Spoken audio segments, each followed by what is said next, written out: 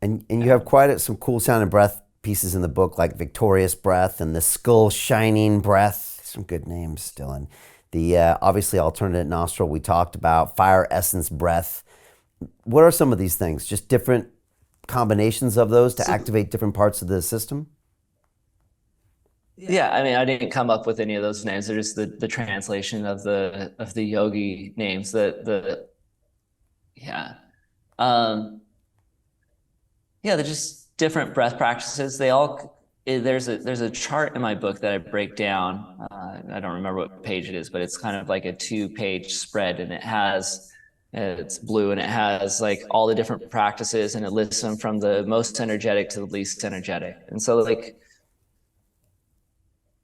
we talk about like how breathing faster is going to increase your energetic levels. Well, it's also going to decrease your CO2.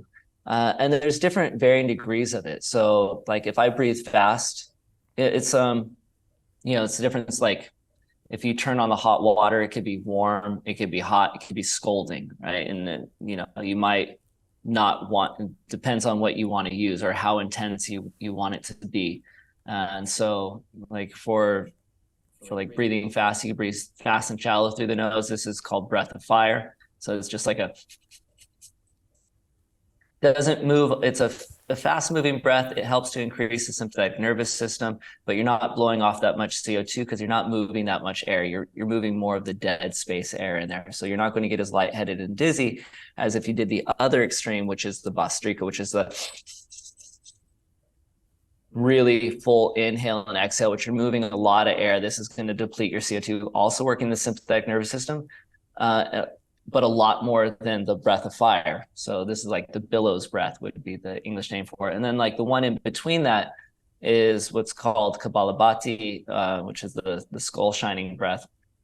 And with this one, it's a little bit different because it's kind of, as far as if you're talking about how much air you're moving, it's in between, so it's not going to affect the sympathetic nervous system as much.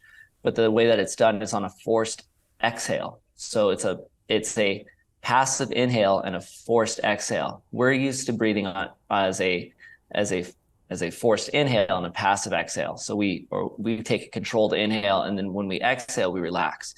So this is working on the other side into your inspiratory reserve volume. So as where you find the bottom of your exhale, you would stop there and then exhale all the way, and then it's a passive inhale. And while you're doing this, you're also pulling your belly in and up, which is like the vacuum breath, Uddiyana Bandha, which is what we call it in yoga. It's like when I was a kid, I used to suck my belly in, and like I was Skeletor or something, like you pull your belly button to your ribs. So you do that in really quick succession on the forced exhale. So like it's another tool. And so I look at each one of these breaths as a tool. What does this breath do? How do I do it? What am I looking for? And like if you go and you need to screw something in, you look at it and go, okay, do I need a Phillips or do I need a Stanley? And then you pick the appropriate screwdriver. It's kind of like the same thing. Like they're both screwdrivers, but one does something a little bit different than the other. And so with like the Kapalabhati one, it's working to strengthen your diaphragm. It's working on the forced exhale. So there might be a reason that I want to use that. For me, I probably choose that because I'm working into respiratory dexterity. Respiratory dexterity is another aspect, I think, of athletic performance. So if you think about, it's not just about how you do it. Let's see, how would I say this? It's kind of like being able to use it in the most efficient way. So if you aren't breathing efficiently, if you don't know how to use your breath efficiently, you're using too much. It's like someone that has poor form running or poor form swimming, right? Like you could gain a lot more benefit if you understand the efficiency of it. With breathing, it's the same way. If you have inefficient breathing patterns, if you don't know how to breathe properly, like you're breathing up or you're not using your diaphragm, then you're wasting energy. Another thing is breathing takes energy. And so it's like if your muscles for breathing aren't strong enough, you have to work a lot harder, then you get more fatigued. But if you exercise your diaphragm, you exercise your expiratory muscles, your abdominis rectus and obliques and all that,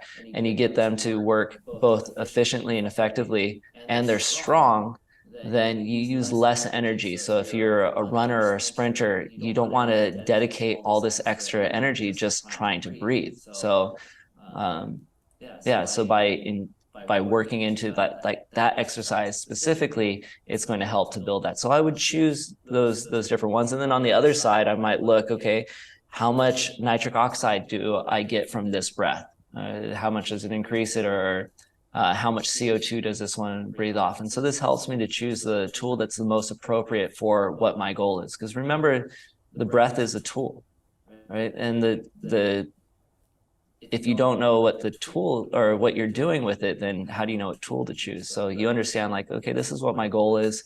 And then you could go, okay, this is the breath that works the best for that goal. There's that famous part in this movie called Choke. I don't know if you've ever seen it, where Rickson Gracie, a mixed martial arts fighter and a Brazilian jiu-jitsu trainer, he's on the beach and he's doing that, abdominal cavity suck in while I think he's doing the breathing. It's kind of like a... And this came out like 20 years ago in a documentary, and it was just, everybody was just like, what is he doing? Because no one had ever seen that.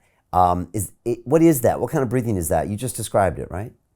That's the breath practice I'm describing, yeah. Okay. And that breath practice has been around for like 5,000 years. Right. Yeah, so. Yeah. It's kind of fascinating. I was trying to play with it and pulling my muscles in. It's quite tricky to learn how to do that as well, right? To pull your abdominal muscles in.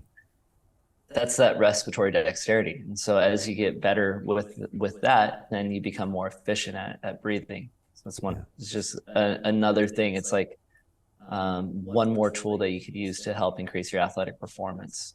Hey, it's Brian Rose, founder of the DeFi Academy. I've told you my 4-week crypto bootcamp is amazing, but don't take my word for it. This is what my students are saying. The DeFi Academy was an amazing experience for me. It took me totally out of my comfort zone. In this course, I was challenged, I was held accountable, and pushed to do things that honestly weren't always easy. It's been phenomenal, and I can't believe we're already up on our 4 weeks. It has flown by. Going through this DeFi accelerator by far was one of the best courses I've taken. You do this course, you really get into the nitty-gritty of the activities that will make you comfortable with decentralized finance.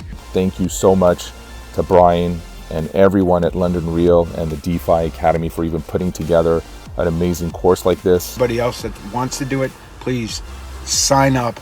It is well worth the money.